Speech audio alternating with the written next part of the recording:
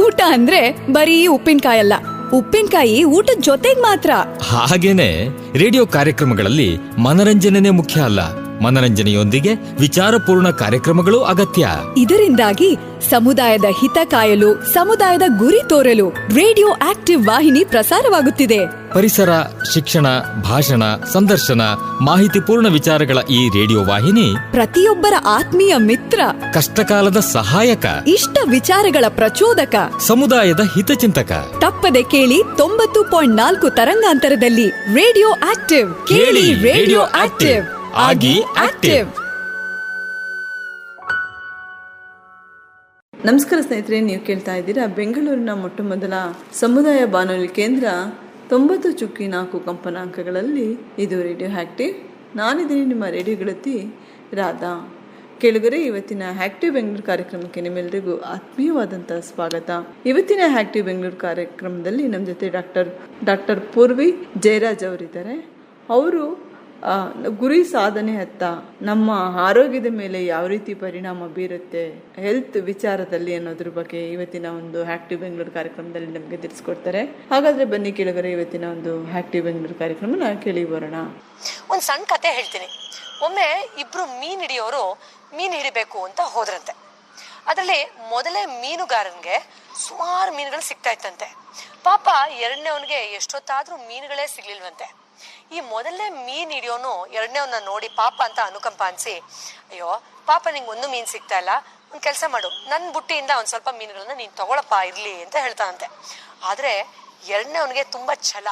ಅವ್ನು ಹೇಳ್ತಾನೆ, ಇಲ್ಲ ಇಲ್ಲ, ನಾನು ಆ ಥರ ಎಲ್ಲ ಬೇರೆಯವ್ರದ್ದು ಫ್ರೀಯಾಗಿ ತಗೊಳಲ್ಲ, ಎಷ್ಟೇ ಕಷ್ಟ ಆದ್ರೂ ಪರವಾಗಿಲ್ಲ, ನಾನು ಇನ್ನೂ ವೇಟ್ ಮಾಡ್ತೀನಿ, ಇನ್ನೂ ತಾಳ್ಮೆಯಿಂದ ಪೇಷನ್ಸ್ ಇಂದ ಕಷ್ಟಪಟ್ಟು ಮೀನ್ ಹಿಡ್ದೇ ಹಿಡಿತೀನಿ ಅಂತ ಹೇಳದಂತೆ. ಸುಮಾರು ಹೊತ್ತಾಯ್ತು. ಆಮೇಲೆ ಆಶ್ಚರ್ಯ ಅಂದ್ರೆ ಎರಡನೇವನ್ಗೆ, ಅಂದ್ರೆ ಇನಿಷಿಯಲಿ ಮೀನೇ ಸಿಗ್ಲಿಲ್ವಲ್ಲ, ಆತನಿಗೆ ದೊಡ್ಡ ದೊಡ್ಡ ಮೀನುಗಳು ಸಿಗಕ್ ಶುರುವಾಯ್ತಂತೆ ಆ ಫಿಶಿಂಗ್ ಹುಕ್ಗೆ. ಬಟ್ ಆತ ಆ ದೊಡ್ಡ ದೊಡ್ಡ ಮೀನುಗಳನ್ನ ನೋಡೋದು, ಸ್ವಲ್ಪ ಬೇಸರ ಮಾಡ್ಕೊಳ್ಳೋದು, ಅದನ್ನ ತೆಗೆದು ಆ ಮೀನನ್ನ ಮತ್ತೆ ನೀರ್ಗೆ ಹಾಕ್ಬಿಡೋದು ಮಾಡ್ತಾ ಇದ್ದಾನೆ. ಸೊ ಈ ಮೊದಲನೇ ಮೀನ್ ಹಿಡಿಯೋನ್ಗೆ ಏನಪ್ಪಾ ಇದು ಅಂತ ಭಾರಿ ಕನ್ಫ್ಯೂಸ್ ಆಗಿ ಕೊನೆಗೆ ಅವನ್ನ ಕೇಳ್ತಾನೆ, ಅಲ್ಲ ಕಣಯ್ಯ, ಮೊದಲು ನಿನಗೆ ಮೀನೇ ಸಿಗ್ಲಿಲ್ಲ, ಈಗ ಇಷ್ಟಿಷ್ಟು ದೊಡ್ಡ ದೊಡ್ಡ ಮೀನುಗಳನ್ನ ಹಿಡಿತಾ ಇದೀಯಾ, ಎಲ್ಲ ತೆಗ್ದು ನೀರಿಗೆ ವಾಪಸ್ ಆಗ್ತಾ ಇದೆಯಲ್ಲ, ಯಾಕೆ ಹಂಗ್ ಮಾಡ್ತಾ ಇದೀಯ, ಏನಾಯ್ತು ಅಂತ ಕೇಳದಂತೆ. ಆಗ ಆ ಎರಡನೇ ಮೀನು ಅವ್ನು ಹೇಳದಂತೆ, ನೋಡು, ಮೀನೇನೋ ಚೆನ್ನಾಗಿರೋದು ದೊಡ್ಡ ದೊಡ್ಡದು ಸಿಗ್ತಾ ಇದೆ, ಬಟ್ ಅನ್ಫಾರ್ಚುನೇಟ್ಲಿ ನನ್ನ ಹತ್ರ ಅಷ್ಟು ದೊಡ್ಡ ದೊಡ್ಡ ಮೀನನ್ನ ಬೇಯಿಸ್ಕೊಳ್ಳೋ ಅಷ್ಟು ಕಂಟೈನರ್ ಇಲ್ಲ, ಕುಕ್ ಮಾಡೋ ಅಷ್ಟು ದೊಡ್ಡ ಪಾತ್ರೆಗಳೇ ಇಲ್ಲ ಗೊತ್ತಾ ಅಂತ ಹೇಳದಂತೆ. ಅದಕ್ಕೆ ಆ ಮೊದಲನೇ ಮೀನ್ ಹಿಡ್ದವನು ನಗ್ಬಿಟ್ಟು ಹೇಳದಂತೆ, ಅಯ್ಯೋ ನಿನಗೆ ಅಷ್ಟು ಗೊತ್ತಿಲ್ವಾ, ನೋಡು, ಆ ಮೀನನ್ನ ನೀನು ಬೇಯಿಸೋಕೆ ಬೇಕಾಗೋ ಕಂಟೈನರ್ ಸೈಜ್ ನಿನ್ನ ಹತ್ರ ಇಲ್ಲ ಅಂದ್ರೆ ಆ ಮೀನನ್ನೇ ಕಟ್ ಮಾಡಿ ಚಿಕ್ಕ ಚಿಕ್ಕ ಪೀಸ್ ಮಾಡಿ ಬೇಯಿಸ್ಕೋಬೋದಲ್ಲ, ಅದ್ರ ಬದಲು ನೀನು ಈಗ ಹೋದ್ರೆ ಉಪವಾಸ ಇರ್ಬೇಕಾಗತ್ತಲ್ಲ ಅಂತ ಹೇಳದಂತೆ. ಸೊ ಎಷ್ಟೋ ಸಾರಿ ನಾವು ಗುರಿಗಳ ಬಗ್ಗೆ, ಗುರಿ ಸಾಧನೆ ಬಗ್ಗೆ ಏನೇನೋ ಆಲೋಚನೆ ಮಾಡ್ತೀವಿ, ಕಷ್ಟಪಡ್ತೀವಿ, ತಾಳ್ಮೆಯಿಂದ ಅದಕ್ಕೆ ಬೇಕಾಗೋ ಶ್ರಮ ಹಾಕ್ತಿವಿ. ಆದ್ರೆ ಅದಿನ್ನೇನು ಹತ್ರ ಬಂತು ಅಂದಾಗ ಅಲ್ಲಿ ಎಲ್ಲೋ ಒಂದ್ ಕಡೆ ನಮ್ಮ ಮನಸ್ಸು ರಾಂಗ್ ಕ್ಯಾಲ್ಕುಲೇಷನ್ ಮಾಡಿ ಎಲ್ಲವನ್ನೂ ಹಾಳು ಮಾಡ್ಕೊಂಡ್ಬಿಡತ್ತೆ. ಇನ್ಫ್ಯಾಕ್ಟ್ ಇವತ್ತು ನಾನು ತುಂಬಾನೇ ಮುಖ್ಯವಾದ ಒಂದು ವಿಷಯ ನಿಮ್ಗೆ ಹೇಳ್ತೀನಿ. ಗುರಿ ಸಾಧನೆ ಅನ್ನೋದು ಕೇವಲ ಒಂದು ವರ್ಕಿಂಗ್ ಪ್ರೊಫೆಷನಲ್ಗೂ ಅಥವಾ ದೊಡ್ಡದೊಂದು ಸಾಧನೆ ಮಾಡೋರ್ಗೂ ಅಲ್ಲ, ಒಂದು ಸಾಮಾನ್ಯವಾಗಿ ಸರಳವಾಗಿ ಜೀವನ ಸಾಧಿಸೋ ಯಾರಿಗ್ ಬೇಕಾದ್ರೂ ಇರುತ್ತೆ.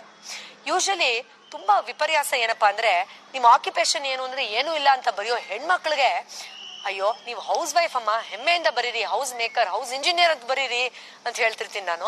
ಅಂಥವ್ರು ಕೂಡ ನನ್ನ ಮಗಳ ಮದುವೆ ಆಗ್ಬೇಕು, ನನ್ನ ಮಗನಿಗೆ ಎಜುಕೇಶನ್ ಸಿಗ್ಬೇಕು, ನಾವೊಂದು ಸ್ವಂತ ಮನೆ ಮಾಡ್ಕೋಬೇಕು ಅಂತ ಏನಾದ್ರೂ ಒಂದು ಗುರಿ ಇದ್ದೇ ಇರುತ್ತೆ. ಆದ್ರೆ ಇಲ್ಲಿ ತುಂಬಾ ದೊಡ್ಡದಾಗಿ ಆ ಎರಡನೇ ಮೀನವನ್ ಯಾಮಾರದ್ನಲ್ಲ, ಆ ತರ ಯಾಮಾರಿ ತೊಂದರೆಗೊಳಗಾಗೋರು ಎಷ್ಟೋ ಜನ ಇದೀವಿ ನಮ್ಮಲ್ಲಿ. ಅದ್ರ ಬಗ್ಗೆ ನಾವಿವತ್ತು ಸಣ್ಣದಾಗಿ ತಿಳ್ಕೊಳ್ಳೋಣ.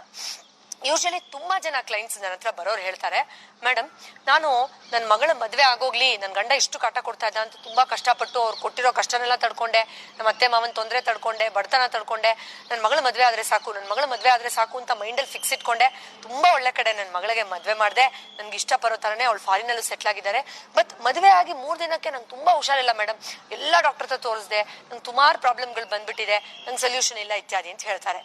ಈ ತರದ ಅಷ್ಟೇ ಅಲ್ಲ, ಸುಮಾರು ಜನ ತನ್ನ ಗುರಿಯನ್ನ ಸಾಧನೆ ಮಾಡಿ ಕೆಲವೇ ದಿನಗಳಲ್ಲಿ ಅಥವಾ ಕೆಲವೇ ವಾರಗಳಲ್ಲಿ ದೊಡ್ಡ ಪ್ರಮಾಣವಾಗಿ ಅವರ ಆರೋಗ್ಯ ಅಂದ್ರೆ ದೈಹಿಕ ಅಥವಾ ಮಾನಸಿಕ ಆರೋಗ್ಯ ಕುಗ್ಗೋಗಿರೋದನ್ನ ನೋಡಿದೀವಿ.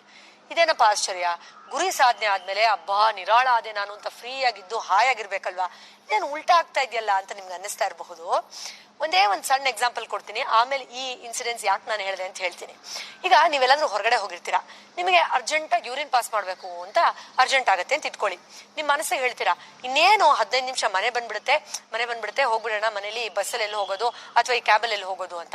ಹಾಗೆ ಬಾಡಿಗೆ ಹೇಳ್ತೀರಾ ಟ್ರಾಫಿಕ್ ಜಾಮ್ ಆಗಿ 15 ನಿಮಿಷ 30 ನಿಮಿಷ ಆಗುತ್ತೆ ಅಂದ್ರೂ ಬಾಡಿಗೆ ಹೇಳ್ಕೊತೀರಾ ಇನ್ನೇನ್ ಮನೆ ಬಂತು ಅಂತ. ಅಲ್ಲಿವರೆಗೂ ನಿಮ್ಮ ಬಾಡಿ ನಿಮ್ಗೆ ಕಾಪರೇಟ್ ಮಾಡುತ್ತೆ. ಯೂರಿನ್ ಇನ್ನೇನು ಅರ್ಜೆಂಟು ಇಲ್ಲೇ ಹೋಗ್ಬಿಡ್ತೀನಿ ಅನ್ನೋ ಅಂದ್ರೂ ಬಾಡಿನ ಕಂಟ್ರೋಲ್ ತಗೊಳ್ತೀರಾ. ಎಷ್ಟೋ ಜನಕ್ಕೆ ನಮ್ಮೆಲ್ರಿಗೂ ಇನ್ಫ್ಯಾಕ್ಟ್ ಒಂದಲ್ಲ ಒಂದ್ಸತಿ ಈ ತರದ ಎಕ್ಸ್ಪೀರಿಯನ್ಸ್ ಆಗಿರುತ್ತೆ. ಆದ್ರೆ ಇನ್ನೇನು ಮನೆ ಗೇಟ್ ಬಂತು ಅಂದ ತಕ್ಷಣ ಕಂಟ್ರೋಲ್ ಮಾಡ್ಕೊಳಕ್ಕೆ ಆಗಲ್ಲ ನಮ್ಗೆ ಅಲ್ವಾ. ಯಾಕೆಂದ್ರೆ ಇನ್ಫ್ಯಾಕ್ಟ್ ನಿಮ್ಗೆ ಆ ಟ್ರಾಫಿಕ್ ಜಾಮು 15ಕ್ಕಿಂತ ಇನ್ನೂ 30 ನಿಮಿಷ ಎಕ್ಸ್ಟೆಂಡ್ ಆಗಿದ್ರು ಬಾಡಿ ಕೇಳಿರೋದು ನಿಮ್ ಮಾತು. ಬಟ್ ಇನ್ನೇನ್ ಗುರಿ ಬಂದ್ಬಿಡ್ತು ಅಂದ ತಕ್ಷಣ ಇಂಪಾಸಿಬಲ್ ಓಡೋಗ್ಬಿಡ್ತೀವಿ ನಾವು. ಅಯ್ಯೋ ನಂಗೆ ಅರ್ಜೆಂಟ್ ಆಗಿ ನೇಜರ್ ಕಾಲ್ ಬಂದಿದೆ ಅಂತ. ಅಂದ್ರೆ ಮನಸ್ಸು ಹೇಗೆ ವರ್ಕ್ ಮಾಡುತ್ತೆ ಅಂತ ಈ ಎಕ್ಸಾಂಪಲ್ ಫನ್ನಿ ಆಗಿದ್ರು ಮನಸ್ಸು ಹೇಗೆ ವರ್ಕ್ ಮಾಡುತ್ತೆ ಒಂಚೂರು ಅರ್ಥ ಮಾಡ್ಕೊಳ್ಳಿ. ನಾವು ಗುರಿಯನ್ನ ಎಲ್ಲಿಯವರೆಗೂ ಯಾವ ರೀತಿ ಸೆಟ್ ಮಾಡ್ತೀವೋ ಅದಕ್ಕೆ ಅನುಗುಣವಾಗಿ ಮೈಂಡು ಸೆಟ್ ಆಗೋಗಿರುತ್ತೆ. ನನ್ನ ಮಗಳ ಮದುವೆ ಆದ್ರೆ ಸಾಕು ಅಂತ ಎಲ್ಲವನ್ನೂ ಹಿಡಿದಿಟ್ಕೊಂಡಿರೋ ಆ ಹೆಣ್ಣು ಮಗು ಮಗಳ ಮದುವೆ ಆದ ಮೇಲೆ ತನ್ನ ಮನಸ್ಸು ಹೇಳುತ್ತೆ ಇನ್ನೇನು ಇದೆಲ್ಲ emotional blockages, negative thinking, frustration ಮತ್ತು ಬೇರೆ ಬೇರೆ ತರದ ಒಂದು ಅಸಮಾಧಾನವನ್ನ ಕೊರಗನ್ನ ನೀನು ಹಿಡಿದಿಟ್ಕೊಂಡಿದ್ದೆ, ಈಗ ಆಯ್ತು, ಈ ಹಠಾಚಲ ಎಲ್ಲ ಮುಗೀತು, ಇನ್ನೇ ನಿನ್ ಲೈಫಲ್ಲಿ ಬಾ ಬೆಡ್ ರಿಡನ್ ಆಗು, ಬೇರೆ ಬೇರೆ ಅನಾರೋಗ್ಯ ಏನೆಲ್ಲ ಡೆಪಾಸಿಟ್ ಆಗಿತ್ತು ಅದನ್ನ ಥ್ರೋ ಮಾಡಕ್ ಶುರು ಮಾಡುತ್ತೆ. ಎಷ್ಟು ತಪ್ಪು ಉದಾಹರಣೆಗಳನ್ನ, ಎಷ್ಟು ರಾಂಗ್ ವಿಚಾರಗಳನ್ನ ನಾವು ಆ ಮನಸ್ಸಿಗೆ ಕೊಡ್ತಾ ಹೋಗ್ತೀವಿ. ಇದು ನಾವು ಮೈಂಡಲ್ಲಿ ಲಾಕ್ ಮಾಡೋದು. ಇದೊಂಥರ ಅಫರ್ಮೇಶನ್. ಇದೊಂದು ಆಗೋಗ್ಲಿ, ಮದುವೆ ಆಗೋಗ್ಲಿ, ಫಾರಿನ್ ಹೊಟ್ಟೋಗ್ಲಿ, ಅಥವಾ ಇವ್ರದ್ದು ರಿಟೈರ್ಡ್ ಆಗ್ಲಿ. ಎಷ್ಟೋ ಜನ ರಿಟೈರ್ ಆದ್ರೆ ಸಾಕಪ್ಪ ಅವ್ರಿಗೆ 50 ವರ್ಷದ ಸರ್ವಿಸ್ನ 65 ವರ್ಷಕ್ಕೆ ತಗೊಂಡು ಹೋಗಿ ಅಲ್ಲಿವರೆಗೂ ಅವ್ರ ಮಂಡಿ ಕಾಲು ಸೊಂಟ ಚೆನ್ನಾಗಿರುತ್ತೆ, ರಿಟೈರ್ಡ್ ಆಗಿ 3 ದಿನಕ್ಕೆ ಶುರುವಾಗುತ್ತೆ. ಎಷ್ಟೋ ಜನ ಹೇಳಿರೋದನ್ನ ಕೇಳಿದೀನಿ ನಾನು. ಯಾಕೆಂದ್ರೆ ಮೈಂಡಲ್ಲಿ ಅಫರ್ ಮಾಡ್ಕೊಂಡು ಲಾಕ್ ಮಾಡ್ಕೊಂಡಿದ್ದಾರೆ. ಎಲ್ಲಿ ಮನಸ್ಸು ಯಾಮಾರ್ತಾ ಇದೆ ಅಂತ ನಿಮ್ಗೆ ಅರ್ಥ ಆಗ್ತಾ ಇದೆ ಅಂತ ಅನ್ಕೊಂಡಿದೀನಿ. ಇನ್ನೊಂದು ತುಂಬಾ ದೊಡ್ಡ ತಪ್ಪು ಮಾಡ್ತಾರೆ ಕೆಲವರು ಗುರಿ ಸಾಧನೆಯಲ್ಲಿ. ಅದು ಯಾರೋ ಹೇಳಿದ್ರು ಅಂತ ಗುರಿಯನ್ನ ಸಾಧನೆ ಮಾಡ್ಬೇಕು ಅಂತ. ಅಂದ್ರೆ ಅಯ್ಯೋ ನಿಮ್ಗೇನ್ ಯೋಗ್ಯತೆ ಇದೆ, ನೀವೇನಕ್ಕೆ ಅಲ್ಲೆಲ್ಲ ಆ ಪಾರ್ಟಿಗೆಲ್ಲ ಬರ್ತೀರಾ, ನಿಮ್ಮಂತವ್ರಿಗಲ್ಲ ಅಂತ ಹೇಳಿದಾಗ ನೋಡು ನಾನು ನಿನಗೆ ಮಾಡಿ ತೋರಿಸ್ತೀನಿ, ನಾನು ಒಂದು ಎಕ್ಸ್ಪೆನ್ಸಿವ್ ಕಾರ್ ತಗೊಂಡು ತೋರಿಸ್ತೀನಿ, ನಾನು ಮನೆ ಕಟ್ಟು ತೋರಿಸ್ತೀನಿ ಅಂತ ಯಾರೋ ಹೇಳಿದ್ರು ಅಂತ ಯಾರ್ದೋ ಟಾಂಟಿಗೆ ಗುರಿಯನ್ನ ಸಾಧನೆ ಮಾಡಿ, ಅದು ಸಾಧನೆ ಮಾಡಿದ್ಮೇಲೆ ಈ ಟಾಂಟ್ ಮಾಡೋರು ಅಥವಾ ನೆಗೆಟಿವ್ ವಿಚಾರಗಳನ್ನ ಲಾಸ್ಟ್ ಟೈಮ್ ನಾವು ಅದ್ರ ಬಗ್ಗೆ ವಿಡಿಯೋ ಮಾಡಿದ್ವಿ, ನೀವೆಲ್ಲ ತುಂಬಾ ಇಷ್ಟಪಟ್ಟಿದ್ರಿ. ಅದು ಮಾಡಿದ್ಮೇಲೆ ನೀವೇನೋ ತಗೊಂಡ್ರಿ ಅಂದ ತಕ್ಷಣ ಅವ್ರೇನ್ ನಿಲ್ಲಿಸ್ತಾರ, ಇನ್ನೊಂದು ಹೊಸ ಶುರು ಮಾಡಿರ್ತಾರೆ, ಮತ್ತೊಂದೇನೋ ನಿಮ್ ಬಗ್ಗೆ ಶುರು ಮಾಡಿರ್ತಾರೆ, ಅದಕ್ಕೆ ಎಂಡಿಲ್ಲ. ಬಟ್ ನಿಮ್ಮ ಮನಸ್ಸಿಗೆ ಅವ್ರು ಹೇಳಿದ್ದನ್ನ ಗೆದ್ಬಿಟ್ಟೆ ಅಂತ ನಿಮ್ಗೆ ಪ್ರೈಡ್ ಬಂದ್ಮೇಲೆ ಆಮೇಲೆ ಮನಸ್ಸಿಗೆ ಅನ್ಸುತ್ತೆ ನೆಕ್ಸ್ಟ್ ಏನು ಖುಷಿ ಇಲ್ಲ, ಏನು ಉತ್ಸಾಹ ಇಲ್ಲ, ಆಮೇಲೆ ಏನ್ ಕತೆ, ಆಮೇಲೆ ಬ್ಲ್ಯಾಂಕ್ ಆಗುತ್ತೆ ಮೈಂಡು. ಆ ಒಂದು ಕಾರು ಅಥವಾ ಮನೇನೋ ಯಾರಿಗೋಸ್ಕರನೋ ಪ್ರೂವ್ ಮಾಡಕ್ಕೆ ತಗೊಂಡ ಮೇಲೆ ನಿಮ್ಮ ಹೃದಯದಿಂದ ಬಂದ ಸಂಕಲ್ಪ ಅಲ್ಲ ಈಗೋ ಇಂದ ಬಂದಿರೋದು. ನೋಡಿ, ಈ ತರ ಯಾರೋ ಒಂದಿದ್ದು ಒಂದು ಟ್ರಿಗರ್ ಆಗತ್ತೆ, ಸಾಧನೆಗೆ ಒಳ್ಳೆ ಲ್ಯಾಡರ್ ಅಥವಾ ಏಣಿ ಆಗತ್ತೆ, ಕರೆಕ್ಟು.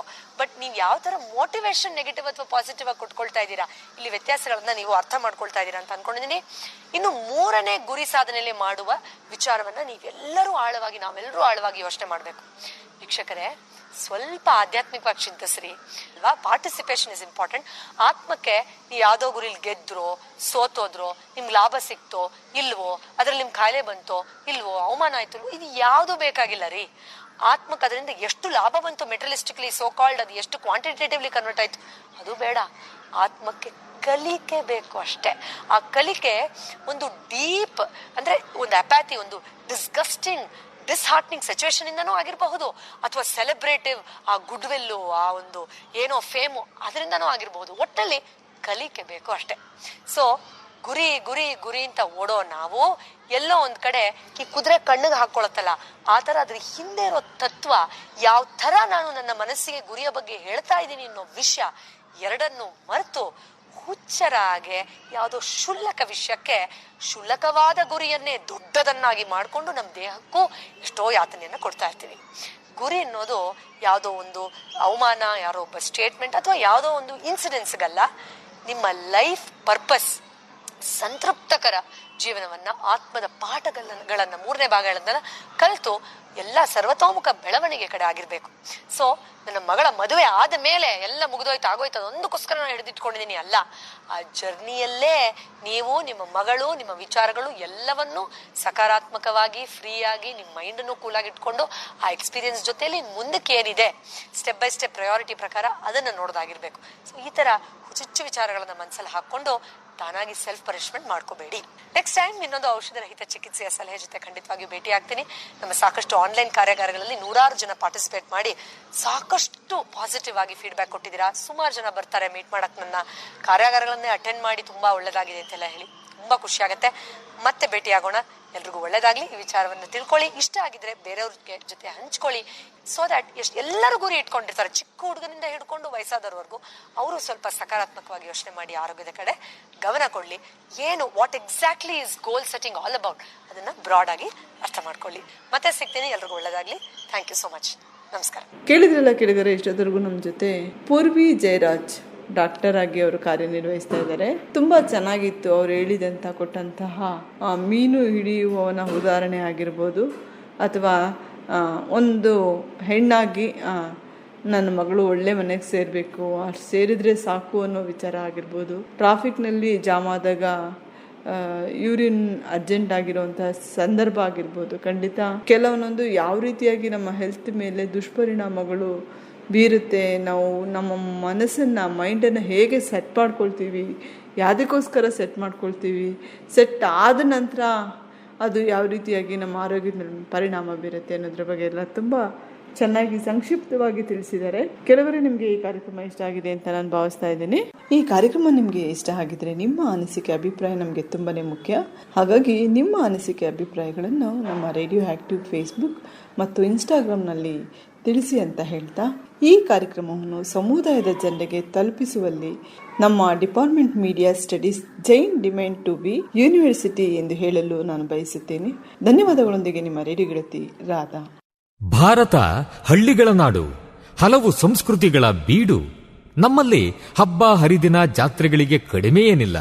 ಹೀಗೆಲ್ಲ ಜಾತ್ರೆ ಉತ್ಸವಗಳು ನಡೆಯುವಾಗ ಇಂಥದ್ದೊಂದು ಶಬ್ದ, ನಾದ ನಮಗೆ ಕೇಳುತ್ತಲೇ ಇರುತ್ತದೆ.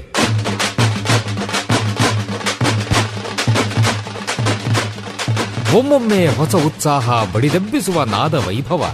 ಇದು ತಮಟೆಯ ಸದ್ದು, ಡೊಳ್ಳಿನ ಸದ್ದು. ಇವು ಮೇಳೈಸಿದಾಗ ಒಮ್ಮೆಲೆ ಒಗ್ಗೂಡುತ್ತವೆ ನಮ್ಮ ಮೈಮನಗಳು. ಇದು ಗ್ರಾಮೀಣ ಸಂಸ್ಕೃತಿ. ಇಲ್ಲಿ ಇಲ್ಲ ಯಾವುದೇ ಇತಿಮಿತಿ. ಕಾಲುಗಳು ಕುಣಿಯುತ್ತವೆ, ಹೃದಯ ಸಂಭ್ರಮಿಸುತ್ತದೆ. ಕರ್ನಾಟಕದ ವೈಶಿಷ್ಟ್ಯ ನಿಮ್ಮ ಸಮುದಾಯ ರೇಡಿಯೋನಲ್ಲಿ. Radio active 90.4 megahertz. ಕೇಳಿ ರೇಡಿಯೋ ಆಕ್ಟಿವ್. ಆಗಿ ಆಕ್ಟಿವ್.